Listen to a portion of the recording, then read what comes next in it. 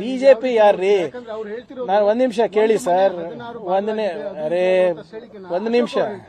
ಅಶೋಕ್ ಅವರು he should not be worried about our party. ಒಂದು ತಿಂಗಳ ಹಿಂದೆ ಬಿಜೆಪಿ ಜೆಡಿಎಸ್ 11 ಜನ ಕ್ರಾಸ್ ವೋಟಿಂಗ್ ಮಾಡಿಬಿಟ್ಟು ಅವರ ನಾಯಕತ್ವವನ್ನು ತಿರಸ್ಕರಿಸಿದ್ದಾರೆ. ಅದ್ರ ಬಗ್ಗೆ ಮಾತಾಡ್ಬೇಕು ಅವರು, ಅದ್ರ ಬಗ್ಗೆ ಇರ್ಬೇಕು ಅವರು, ಅದ್ರ ಬಗ್ಗೆ ಕಾಳಜಿ ವಹಿಸಬೇಕು ಅವರು. ಹೊರತು ಕಾಂಗ್ರೆಸ್ನಲ್ಲಿ 12 ಜನ ಹಿಂದಿನ ಮಂತ್ರಿಗಳಿಗೆ ಯಾಕೆ ನಾವು ಬಿಟ್ಟಿದ್ದೀವಿ, ನಮ್ಮ ಸಚಿವ ಸಂಪುಟದ ಕಾಂಬಿನೇಷನ್ ಹೇಗಿದೆ, ಅದು ತಗೊಂಡು ಅವ್ರಿಗೆ ಏನ್ ಮಾಡೋದಿದೆ? ಆಯ್ತ್ರಿ, ಏನೇ ಇರ್ಬೋದು, ಅವರಿಗೆ ತಾನೇ ಒಳ್ಳೇದಾಗದು. ಹೋಗಿ ಪಬ್ಲಿಕ್ ಮುಂದೆ, ಯಾರು ಬೇಡ ಅಂದಿದ್ದಾರೆ? ನಿಮ್ಮ ಪಕ್ಷದಲ್ಲಿ, ನಿಮ್ಮ ನಾಯಕತ್ವದಲ್ಲಿ 11 ಜನ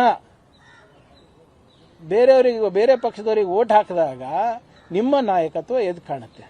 ಇದರಲ್ಲಿ ಹೌದು, ನಮ್ಮಲ್ಲಿ ಸಾಮರ್ಥ್ಯ ಕೊರತೆ ಇಲ್ಲ, ನಾಯಕತ್ವದ ಕೊರತೆ ಇಲ್ಲ. ಸಹಜವಾಗಿ ಎಲ್ಲರಿಗೂ ನ್ಯಾಯ ಕೊಡ್ಸಕ್ ಆಗೋದಿಲ್ಲ.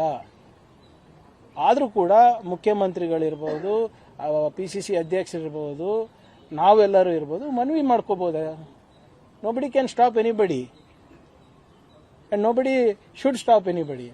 ಸರ್, ದೇಶದಲ್ಲಿ ಒಂದು ಅಲೆ ಚೇಂಜ್ ಆಗ್ತಿದೆಯಾ? ಯಾಕಂದ್ರೆ ನೀವು ಗಮನಿಸಿರ್ಬೋದು, ಇಲ್ಲಿ ನೀವು ಸಾಕಷ್ಟು ಸೀಟ್ಗಳನ್ನು ಗೆದ್ರಿ, ಬೈಪೋಲು MLC ಎಲೆಕ್ಷನ್ ಮಾಡಿದ್ರೆ ಬಂಕಿಪುರದಂತ ಕ್ಷೇತ್ರದಲ್ಲಿ ಕಾಂಗ್ರೆಸ್ ಗೆಲ್ಲುತ್ತೆ. ಇಲ್ಲಿ ನಿತಿನ್ ನಬೀನ್ ಅವರು ಅಧ್ಯಕ್ಷರಾಗಿದ್ದಾರೆ ಬಿಜೆಪಿ. ಮತ್ತೆ ಮಧ್ಯಪ್ರದೇಶದಲ್ಲಿ ಶಿವರಾಜ್ ಸಿಂಗ್ ಚೌಹಾಣ್ ಅಂತ ನಾಯಕರಿದ್ರು ಕೂಡ ಅಲ್ಲಿ ಕಾಂಗ್ರೆಸ್ ಗೆಲ್ಲುತ್ತೆ.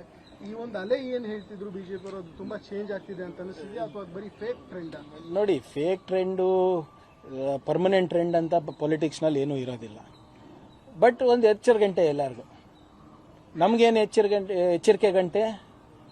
ನಾವು ಸರಿಯಾಗಿ ಸಂಘಟಿತವಾಗಿ ಮಾಡಿದ್ರೆ ಎಲ್ಲಾನ ಗೆಲ್ಲಬಹುದು. ಬಿಜೆಪಿಗೇನು ಎಚ್ಚರಿಕೆ ಗಂಟೆ? ನೀವು ಎಷ್ಟೇ ದಿಮಾಕಿಂದ ನೀವು ಇದ್ರೂ ಕೂಡ ಜನರು ತೀರ್ಮಾನ ಮಾಡ್ತಾರೆ ನಿಮ್ಮ ಭವಿಷ್ಯವನ್ನ ಅಂತ. ಸೊ ಅದರಿಂದ ಪ್ರಜಾಪ್ರಭುತ್ವದಲ್ಲಿ ಜನತಾನೇ ಜನಾರ್ದನ್. ಸೊ ಇವತ್ತು ನನಗೆ ಕೇಳೋದು ಬಿಟ್ಟು ಬಿಜೆಪಿಗೆ ತಾವು ಯಾಕೆ ಇನ್ನ ಕೇಳಿಲ್ಲ, ನಬೀನ್ ಅವ್ರ ಕ್ಷೇತ್ರದಲ್ಲಿ ಯಾಕೆ ಸೋತ್ರಿ ಅಂತ ಅಶೋಕ್ ಅವ್ರಿಗೆ ಕೇಳಿದ್ರೆ ನಿನ್ನೆ ಮಾತಾಡ್ತಾ ಇಲ್ಲ. ನನ್ನ ಬಗ್ಗೆ ಕೇಳಿದ್ರೆ ತಾಸುಗಟ್ಲೆ ಮಾತಾಡ್ತಾರೆ. ನಬೀನ್ ಅವ್ರ ಕ್ಷೇತ್ರ ಯಾಕೆ ಸೋತ್ರು, ಶಿವರಾಜ್ ಸಿಂಗ್ ಚೌಹಾಣ್ ಕ್ಷೇತ್ರ ಯಾಕೆ ಸೋತ್ರು, 11 ಜನ ಯಾಕೆ ಮೈತ್ರಿ ಪಕ್ಷದವರು ಅಡ್ಡ ಮತದಾನ ಮಾತಾಡಿದ್ರು, ಅದ್ರ ಬಗ್ಗೆ ಇಲ್ಲ. ಪ್ರಿಯಾಂಕರ್ಗೆ ಯಾಕೆ ಮಾತಾಡ್ತಾ ಇದ್ದಾನೆ, DK ಶಿವಕುಮಾರ್ ಅವ್ರು ಯಾಕೆ ಮಾತಾಡ್ತಾ ಇದ್ದಾರೆ, ಆ ಕೋತ್ವಾಲ್ ರಾಮಚಂದ್ರಗೆ ಕರ್ಕೊಂಡು ಬರ್ತಾರೆ ಪದೇ ಪದೇ.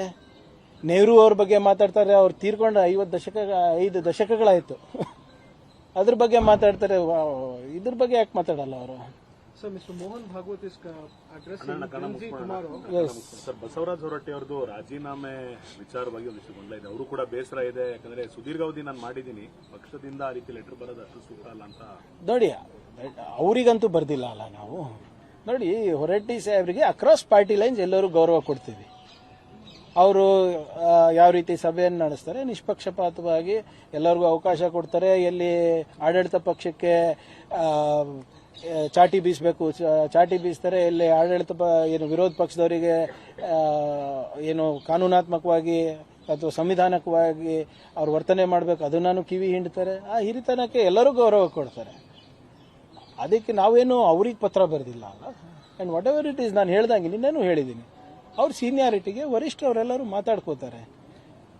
ಯಾವುದೇ ರೀತಿಯಾಗಿ ನಾವು ಆ ಸ್ಥಾನಮಾನಕ್ಕಿರ್ಬೋದು, ಅವರಿಗಾಗಿರ್ಬೋದು ಅಗೌರವ ತೋರಿಸುವಂತ ಪ್ರಶ್ನೆ ಇಲ್ಲ.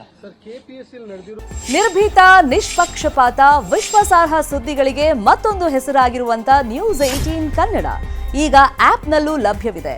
ದಯವಿಟ್ಟು ಇಲ್ಲಿರುವಂತ QR ಕೋಡ್ ಸ್ಕ್ಯಾನ್ ಮಾಡಿಕೊಂಡು ಆಪ್ ಡೌನ್ಲೋಡ್ ಮಾಡೋದಕ್ಕೆ ಮರಿಬೇಡಿ. ನಿಮ್ಮ ಬೆಂಬಲ ಹೀಗೆ ಸದಾ ನಮ್ಮೊಂದಿಗಿರಲಿ. ಧನ್ಯವಾದ.